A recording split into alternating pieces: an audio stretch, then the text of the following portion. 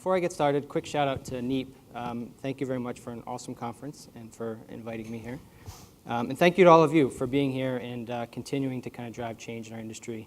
It's an exciting time to be in our industry, and I look forward to battling forward with you every day. So over the next 15 minutes, I'm going to tell you a story. I'm going to tell you a story that, if told flawlessly, will brilliantly connect my personal battle with cancer, the Human Genome Project, and our ability to scale energy efficiency like it's never been scaled before. It's a pretty cool story, at least in my own head. But more importantly, it's a story of hope. It's a story of how we together can change the world. It's a story of what if. So I'm going to kick this off by taking us back about 10 years to a Gold's Gym, of all places, outside of Washington, D.C. in Arlington, Virginia. Used to be pretty big into working out prior to a couple kids and family domination, all that kind of stuff. I actually was relatively buff back in my day, but anyway. One day I noticed an irritation on my hands. And my first thought was, Bennett, you're obviously crushing the weights a little too hard. You got to back off. But it got worse, so I went to a dermatologist. About 2 minutes into that appointment, she stops me. She points to a dark mole on my left sideburn. She said, "How long has that been there?" She removed it, tested it. 2 days later, I was diagnosed with malignant melanoma, the most deadly form of skin cancer. It was scary, very scary, actually. But I was lucky. She had caught it in time. After a few more surgeries, I was cleared and, knock on wood, have been cancer-free for more than 10 years now. 75,000 people are diagnosed with melanoma each year, and many of them aren't as lucky. But big data and technology is changing all of that.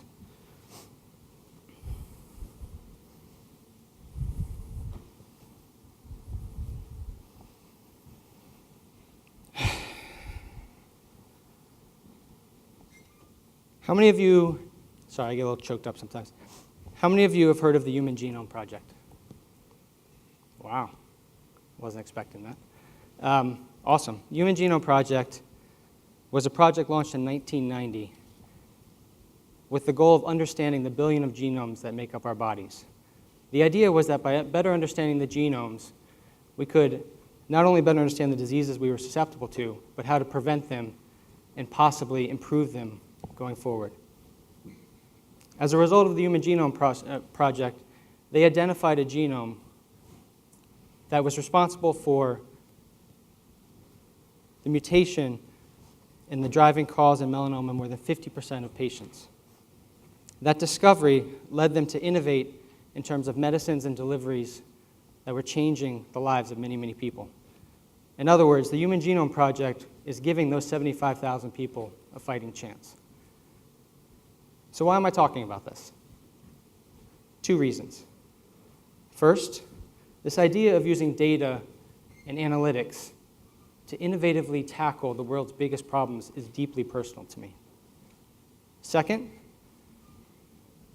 the learnings and principles from the Human Genome Project has the power to do for building energy efficiency as what it did for science.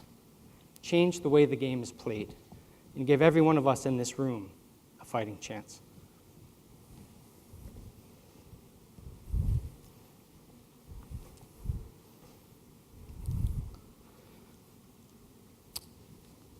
As many of you know, buildings are responsible for 40% of all energy consumed. 30 to 50% of that is routinely wasted. That energy waste hurts our economy when businesses use more of it on their energy bills. That energy waste hurts our environment when it turns into unnecessary carbon emissions. Energy efficiency is undoubtedly the best path forward. So if we know that buildings are a huge problem, and if we know that energy efficiency is the most reliable, cost-effective, and scalable solution, why are we not reducing this waste faster? Why is the market only operating at a fraction of its total potential? These guys, buildings. Buildings are complex beasts, and there's a lot of them. Similar to the human genome, buildings are comprised of hundreds of distinct markers, operational and systematic characteristics that work together in a complex way to determine how those buildings use energy. Look around this room. The lights, the HVAC, the people, the AV equipment in the back, all of that together determines how buildings use energy. Probably more importantly, traditionally our industry has used slow and manual processes to attack this. We've spent millions of dollars in years walking around counting those lights, counting those HVAC units, trying to figure out what to do. Not only is that expensive and time-consuming, but across hundreds and thousands of buildings, it's just not scalable. What about the 5 million buildings in the US? Take 22 years and $50 billion just to figure out which ones are inefficient. We haven't even saved a kilowatt hour yet. Before scientists mapped the human genome, they too didn't know where to go. But how do you cure a disease if you don't understand its fundamental root cause? Our industry is no different. What if we could change all of that?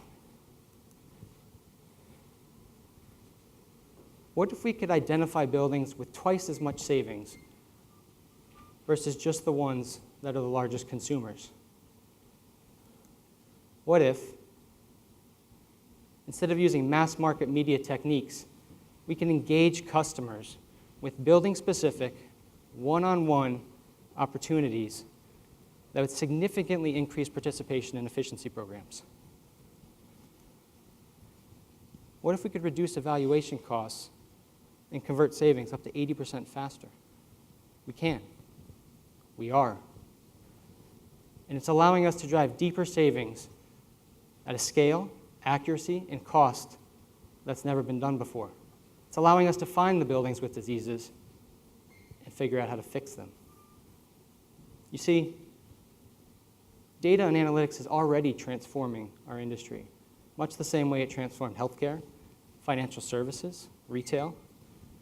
And my company, Retroefficiency, is one of the innovative leaders in this space.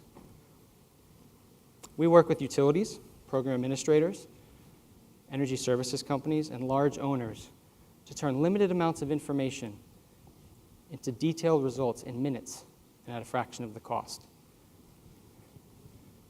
We leverage meter data, advanced analytics, and rapid energy modeling to understand how buildings use energy and how they could improve it. We're working with 20 utility programs today, and I'm proud to say that many of those are right here in the Northeast. Con Edison, Efficiency Vermont, are using our analytics to geo-target load-constrained areas of the grid and implement energy savings in these targeted networks. Conservation Services Group and Efficiency Maine are using our platform to enable hard-to-reach segments of the market, like multifamily and small businesses.